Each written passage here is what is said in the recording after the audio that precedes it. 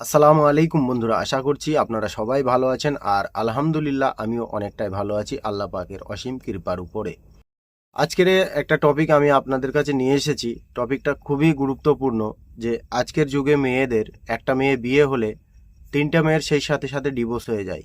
তার কারণ কি, সেই বিষয়ের উপরে কিছু বোন আমার আলোচনা করছে, সেই ভিডিওটা আমি আপনাদেরকে দেখাতে চাই। তো চলেন ভিডিও শুরু করা যাক।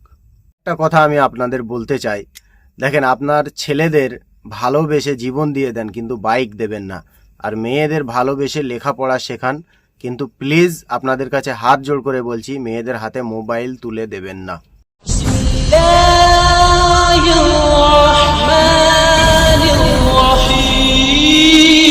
সবাই দেখি জিগান যে এখন ডিভোর্সের কারণ কি, ডিভোর্সের কারণ কি। আমার কাছে একটা কারণ খুব বেশি মনে হয় বউয়ের বাপ মা। যেই মেয়ে তার স্বামীকে সম্মান করে না, খোঁজ নিয়ে দেখবেন ওই মেয়ের মাও তার স্বামীকে সম্মান করতো না। কারণ মেয়েরা ছোটবেলা থেকে যেটাই দেখে সেটাই কিন্তু শিখে বড় হয়। মেয়েদের ডিভোর্স হয় এই তিনটা কারণে। এক, যে মেয়ের অতিরিক্ত জেদ। দুই, যে মেয়ে স্বামীর মুখে মুখে তর্ক করে, স্বামীকে সবার সামনে ছোট করে। তিন, যে মেয়ে বাপের বাড়ির কুপরামর্শে নিজের সংসারে শান্তি করে। এই পৃথিবীর মধ্যে সবচেয়ে অবুঝ আর অসহায় নারী কারা জানেন? যারা নিজের বাপ মার সাথে আর বাইরের মানুষের সাথে সম্পর্ক ঠিক রাখতে চায়, নিজের স্বামীর সাথেই সম্পর্ক নষ্ট করে ফেলে। স্বামী নামের মানুষটা যতদিন পর্যন্ত তোমার মাথার উপর ছায়া হয়ে আছে, ততদিন পর্যন্ত গোটা পৃথিবীটাই তোমাকে সম্মান করবে। একবার স্বামীকে ডিভোর্স দিয়ে বাপের বাড়িতে গিয়ে দেখো, কারো চোখে তুমি আপদ, কারো চোখে বোঝা, আর সমাজের চোখে তুমি একজন অসৎ নারী। স্বামীকে ছোট করে বাবা এবং ভাইকে বড় করছো।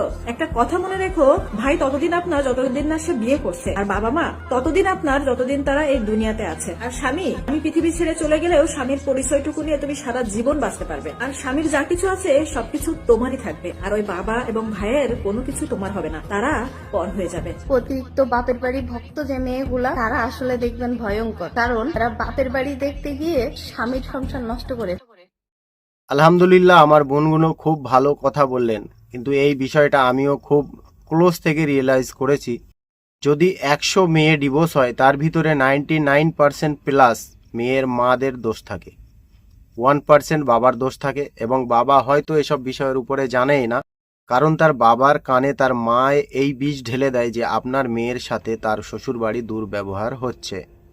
তখন বাপ জেনে না জেনে কোনো একটা বিকল্প খুঁজে একটা বাজে স্টেপ নিয়ে নেয়, যার কারণে ডিভোর্স হওয়ার কারণ হয়ে দাঁড়ায় মেয়েদের মা এবং সেই মেয়েরা। দেখেন, আপনি যদি কোনো মেয়ে সন্তানকে বিয়ে দিয়ে দেন, তা একটা কথা আমার হামেশা মনে রাখবেন, যদি আপনার মেয়ে আপনাকে বারবার ফোন করে বলে আপনার জামাই আমার সাথে এরকম কথা বলছে, এইভাবে অভদ্র ব্যবহার করছে, আপনি আপনার মেয়েটাকে শাসিয়ে দিন 2 থেকে 3 বার, দেখবেন দ্বিতীয়বার আপনার মেয়ে আপনার কাছে ফোন করবেই না।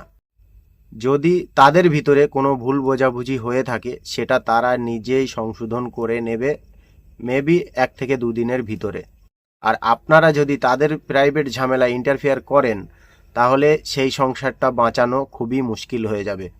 এই বিষয়ের উপরে কিছু বোন আমার আলোচনা রাখছে, আমি আপনাদেরকে সেই ভিডিওটা দেখাতে চাই।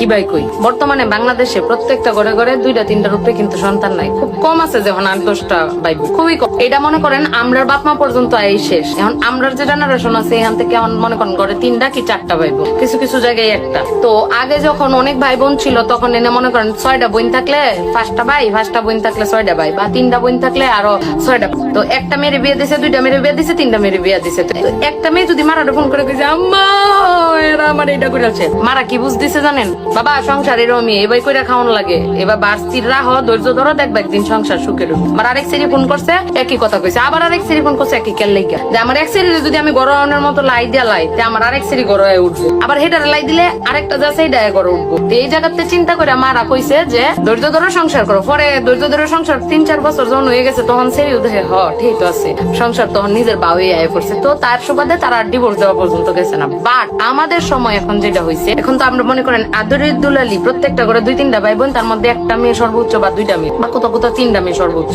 সেই ক্ষেত্রে হয় কি, আমাদের মায়ের একটু বেশি আহ্লাদি হয়। যেমন ফোন করে যদি কয় মা কর আগে কই কিতা করছে জামাই আয়া পর করো, কিন্তু মারা এটা কয় না যে কোক আমরাও এবার কষ্ট করে সংসার করছি, সমস্যা নাই, ধৈর্য ধর, একটা সময় পরে দেখবে সুন্দর জীবন পাইবি। এটা না কয় কিতা কোন নবাবের ফুতে এটা কইছে। আর বাপ আছে কিছু ডিউ লগে লগে কইব কি আইয়া পরে পরেরটা পরে দেখতাছি, কিন্তু একটা বার এটা চিন্তা করে না বাপ মারা, হেরা মেয়েরা দেখতেছে বিয়া দেলছে সেটির জীবন কিন্তু একবার বিবাহিত জীবনে মেয়ে যখন পা দিয়া ফেলে পরবর্তীতে মেয়ের যখন সংসারটা ভাঙে তখন কিন্তু সেই মেয়েটারই সবকিছু গ্রহণ করতে হয়। তারাও কষ্ট পায়, কিন্তু যে মানুষের কাছ থেকে যে খারাপ খারাপ কটু কথাগুলা বা পরবর্তীতে বাপের বাড়ি এসে থাকলে সেই বাপের বাড়িতেও যে তার লাঞ্ছনা গঞ্জনাটা সহ্য করতে হয় সেটা কিন্তু মেয়েরই করতে হয়। তো সাময়িক ভাবে তারা চিন্তা করে যে আমরা জিতলাম, আসলে না, ওই বাপ মা এবং ওই মেয়েরা ঠকে। তো যতদূর সম্ভব কষ্ট হোক, যন্ত্রণা হোক, যা মন চায় তা হোক, স্বামীর বাড়িতে দাঁতের মধ্যে দাঁত কামড়ায় টিকে থাকাটাই আমার কাছে মনে হয় সব থেকে ভালো বুদ্ধিমতির কাজ। কারণ কি বিয়ের পর প্রথম কিছুদিন অনেক কিছু সমুদ্রের মতো লাগে, পরে আস্তে আস্তে সেটা নদী হয়, তারপরে সেটা দিঘিতে রূপান্তরিত হয়। তো একটু ধৈর্য ধরতে হবে। পাশাপাশি মেয়ের মা এবং বাবার একটা মুখ্য ভূমিকা আছে এই ডিভোর্স মানে প্রতিরোধ করার ক্ষেত্রে। সেটা হচ্ছে মেয়ে যদি কয় লগে লগে আপনারা কওয়া যাবো না, আপনারা কইতে কে না এমনি সংসার করতে হইব কর, একটা সার্টেন টাইম পরে ধৈর্য ধর, তুইও পারবি। কে আপনার মায়ের এটা খালি দেখবেন যে এবার জানি হাত না তুলে, বাদ বাকি মুখ দিয়ে কইলে কি এমন হয়, হোক না কইলে কি হয়, ফুটকা পরে না, মেরে কইবেন ধৈর্য ধরো, ধৈর্য ধরো। ধৈর্য ধরতে ধরতে একটা সময় পর আপনার মেয়ে যখন তার সংসারটা ক্যাপচার করে সে সংসারটা করবে, দেখবেন আপনি সবচেয়ে বেশি সুখী মা। তো মেয়ের সাথে সাথে যারা তাল দেয় কিন্তু অনেকাংশে মারাম বুঝে না, মনে করে হারি আমার মেয়ের কত ওই যে আদর দিয়ে পাইলতে গিয়া কত কষ্ট হইতেছে। এরকম সবাই কষ্ট করে এই জীবনে সংসার করছে। এই যে মা এরকম আলাবালা করে হে মাও কিন্তু কষ্ট পায় এই পর্যন্ত আইছে। তো মেয়েদেরকে এই ক্ষেত্রে লাইডা না দেওয়া আমার কাছে মনে হয় সব থেকে ভালো ডিসিশন। আমি যেমন আমার মারে ফোন করে যদি আম্মা আম্মা কই কিত্তা এবাই করণ লাগে সংসার, মা পরে 2-3 দিন যখন কইছি যখন দিয়ে আম্মা পাত্তা দেয় না তখন সে টুকছে দিছি বেডি না আমার সৎ মা। ও মা এখন তো দেখি আমার মা যেটা করছে এটা বুদ্ধিমানের কাজ করছে, এখন আমার আম্মারও ভালো লাগে না, আমার সংসারে এত মজা লাগে, ওনার সেদিকে মনেই যায় না, এরকম মজা লাগে। সো এই জিনিসগুলো হচ্ছে নিজের উপরে এবং মেয়ের মাদের এবং বাবাদের একটা মুখ্য ভূমিকা এই ক্ষেত্রে পালন করলে ডিভোর্স প্রতিরোধ করে অনেকাংশেই। নিশ্চয় যদি মেয়ের মা বাবা যদি এই রকম ভূমিকা পালন করে তাহলে মেয়েদের ডিভোর্স হওয়ার কোনো মানেই হয় না, ডিভোর্স হবেই না, অ্যাটলিস্ট ডিভোর্স হবেই না। কেন তাদের প্রাইভেট ঝামেলায় আপনারা ইন্টারফেয়ার করে তাদের ঝামেলাটা আপনারা বাড়িয়ে দেন এবং সেইটাকে আপনারাই ডিভোর্সে পরিণত করেন। সো এই বিষয়ে আমি আপনাদের বলবো, আপনাদের দরকার আপনাদের জামাইয়ের উপরে ভরসা করা, না পাশের বাড়ির ছেলে এবং পাশের বাড়ির বউদের উপরে যে আপনার মেয়ে আপনার জামাই এই রকম ঝগড়া ঝামেলা করছে, আপনারা এসে এইগুলো থামান। বিকজ আপনাদের দরকার তাদের মুখের উপরে বলা যে আমার মেয়ে আমার জামাই যেটা করছে তাদের ভালোর জন্য করছে, আপনাদের জ্ঞান দিতে হবে না।